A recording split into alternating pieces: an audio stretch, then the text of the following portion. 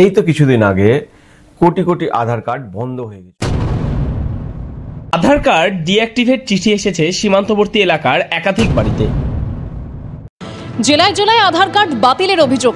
এদিকে আধার card deactivated allegation এবং UIDAI এর তরফ থেকে প্রত্যেককে চিঠি পাঠানো হয়েছিল, যে চিঠিতে লেখা ছিল আধার অ্যাক্ট 28A অনুযায়ী তাদের আধার কার্ডগুলো ডিঅ্যাক্টিভেট করা হয়েছে। এবং যাদের যাদের এই ডিঅ্যাক্টিভেশন হয়েছিল তাদের মাথায় হাত পড়েছে। তারা বিভিন্নভাবে জানতে চেয়েছিল যে কী কারণে তাদের বন্ধ করা হয়েছে বা কিভাবে তারা এই কার্ডগুলো অ্যাক্টিভ করতে পারবে। কিন্তু পরবর্তীকালে ইউআইডিআই এর তরফ থেকে না এলেও রাজ্য বিজেপির তরফ থেকে একটা বিজ্ঞপ্তি দেওয়া হয় এবং প্রেস রিলিজের মাধ্যমে বলা হয় যে ইউআইডিআই এর এটা টেকনিক্যাল এরর এবং এই কার্ডগুলো আবার রাতারাতি চালু হয়ে গেছে। তো আমার বলার এটাই বিষয় যে গত 1 বছর ধরে ইউআইডিআই এর তরফ থেকে একটা বিজ্ঞপ্তি প্রকাশ করা হয়েছে এবং প্রত্যেকের আধার কার্ডের, যাদের আধার কার্ডের বয়স 10 বছর হয়ে গেছে, তাদের আধার কার্ডটা আপডেট করার কথা বলা হয়েছে। এবার এক্ষেত্রে আপডেট কী করার কথা বলা হয়েছে? আধার কার্ডের ডকুমেন্ট আপডেট করার কথা বলা হয়েছে, যেখানে একটা প্রুফ অফ আইডেন্টিটি, একটা আইডেন্টিটি প্রুফ এবং প্রুফ অফ অ্যাড্রেস, এই দুটো ডকুমেন্ট আপলোড করতে হবে। আর যা সময়সীমা করা হয়েছে 14ই মার্চ 2024। এবার প্রশ্ন একটাই, আধার কার্ডের বয়স 10 বছর হয়ে গেলে কি এই ডকুমেন্ট আপডেট করাটা বাধ্যতামূলক? 10 বছরের কম যদি আধারের বয়স হয় তাহলে কি সেক্ষেত্রেও এটা করতে হবে? বা আধার কার্ড আপডেট করতে গেলে কি কি ডকুমেন্ট লাগবে? আর যদি তাই অনেকে আপডেট করতে যদি ইচ্ছুক হন তাহলে সেক্ষেত্রে কিভাবে আপডেট করবেন? হ্যাঁ বন্ধুরা, এই ভিডিওর মাধ্যমে আমি এই কটা প্রশ্নের উত্তরই আমি দিয়ে দেবো। তাই বলো, ভিডিওটা খুবই গুরুত্বপূর্ণ হতে চলেছে। ভিডিওটা মনোযোগ দিয়ে দেখুন, যাতে কিনা আপনাদের যদি আধার কার্ডের ডকুমেন্ট আপডেট রিলেটেড কোনো প্রশ্ন থাকে বা সমস্যা থাকে সেটা ক্লিয়ার হয়ে যাবে।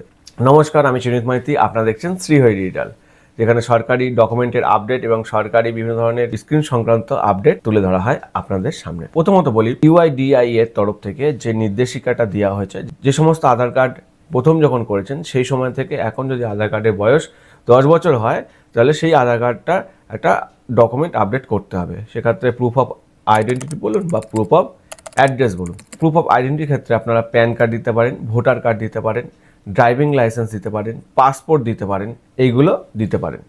আর প্রুফ অফ অ্যাড্রেসের ক্ষেত্রেও ভোটার কার্ড দিতে পারেন, পাসপোর্ট দিতে পারেন, ব্যাংকের পাসবুক দিতে পারেন, এছাড়া রেশন কার্ড দিতে পারেন, ভোটার আইডেন্টি কার্ড দিতে পারেন, ড্রাইভিং লাইসেন্স দিতে পারেন, যে কোনো গভর্নমেন্ট সার্টিফিকেট, ফটো আইডেন্টিটিও দিলেও চলে যান বা গেজেটেড নোটিফিকেশন দিলেও হয়ে যান। তো আমি সবাইকে রিকোয়েস্ট করব, প্রুফ অফ আইডেন্টিটি হিসাবে আপনারা যাদের বয়স 18+ তারা ভোটার কার্ডটাই দেওয়ার চেষ্টা করবেন, আর যাদের পাসপোর্ট আছে তারা পাসপোর্ট দেবেন। আর প্রুফ অফ অ্যাড্রেস হিসাবে আপনারা দেবেন রেশন কার্ড দিতে পারেন, ভোটার কার্ড দিতে পারেন, কোনো ভোটার কার্ড হয়নি তারা রেশন কার্ড দিয়ে দেবেন, অথবা কাস্ট সার্টিফিকেটও দিলেও চলে যাচ্ছে। এই তো গেল সার্টিফিকেট কী আপলোড করবো। এইবার একটা প্রশ্ন আসছে যে যদি না করি, প্রত্যেকে তো জানে না আধারের ডকুমেন্ট আপডেট কি বাধ্যতামূলক? আধার কার্ড ডকুমেন্ট আপডেটটা আধারের তরফ থেকে বা ইউআইডিআই এর তরফ থেকে কোনো বাধ্যতামূলক বলে বলা হয়নি। কিন্তু আমরা দেখেছি আধার কার্ডের অফিসিয়াল কাজ বলুন বা সরকারি সুযোগ সুবিধা বলুন বা লোন সংক্রান্ত সুযোগ সুবিধা বলুন, যে কোনো কারণে হলেও আমাদের এই আধার কার্ডটা লাগে। তো এই আধার কার্ডটাকে সক্রিয় বা সঠিক রাখতে আমাদের এই ডকুমেন্ট আপডেটটা করে রাখলে আমাদেরই সুবিধা হবে। তাই ইউআইডিআই এর তরফ থেকে এটা বাধ্যতামূলক বলা হয়নি। হ্যাঁ, একটা কথা বলে দিই, 14ই মার্চ 2024 অবধি আধারের ডকুমেন্ট আপডেটটা ফ্রি করছে সরকার, এখান থেকে কোনো টাকা নিচ্ছে না, এটা ফ্রি অফ কস্ট করা যেতে পারে। অতএব যাদের 10 বছর হয়নি, 7 বছর, 6 বছর, 8 বছর হয়েছে, তারা ডকুমেন্ট আপডেট করে রাখলেও তাদের কোনো অসুবিধা নেই, কেননা তার আধার কার্ডটা সক্রিয় থাকবে, সচল থাকবে এবং আধারটা সেই আধার দিয়ে অন্যান্য কাজ করতে কোনো অসুবিধা হবে না। না করলেও চলবে, কিন্তু যদি করে রাখেন সেক্ষেত্রে আপনারই সুবিধা, এটা ইউআইডিআই এর তরফ থেকে বলা হচ্ছে। এই আধারে ডকুমেন্ট আপডেটটা কীভাবে করবেন এটাও যদি জানতে চান, আপনারা দেখতে চান এই যে আমার চ্যানেলে ভিডিও, এই ভিডিওতে গিয়ে আপনারা দেখে নিতে পারেন। বাড়িতে বসে নিজের ফোন থেকে অথবা কম্পিউটার থেকেও এই আধারের ডকুমেন্ট আপডেটটা করে দেবেন।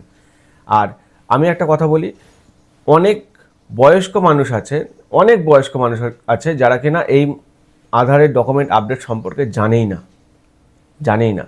তো আপনাদের কাছে এই ভিডিওর মাধ্যমে আমার অনুরোধ, এই ভিডিওটা সবার মাধ্যমে শেয়ার করুন, যাতে কিনা প্রত্যেকটা বয়স্ক মানুষ বা আপনাদের বাড়িতে যদি কেউ বয়স্ক মানুষ থাকে, কেননা আধারের ডকুমেন্ট আপডেট তাদেরই করতে হচ্ছে, বিশেষ করে যাদের এজেড পার্সন, যারা একটু বয়স্ক মানুষ আছেন, তাদের জন্য কিন্তু আধারের ডকুমেন্ট আপডেটটা করতে বলা হচ্ছে। এবং আধারের যদি তার আধারটা নিয়ে লগ ইন করে দেখবেন ইউআইডিআই পোর্টালে গিয়ে, সেখানে দেখবেন উপরে ছোট্ট করে লেখা আছে, এটা স্ক্রিনেও দেখাচ্ছে, এই লেখাটা আসছে যেখানে আধারটা ডকুমেন্ট আপডেট করার কথা বলা হচ্ছে।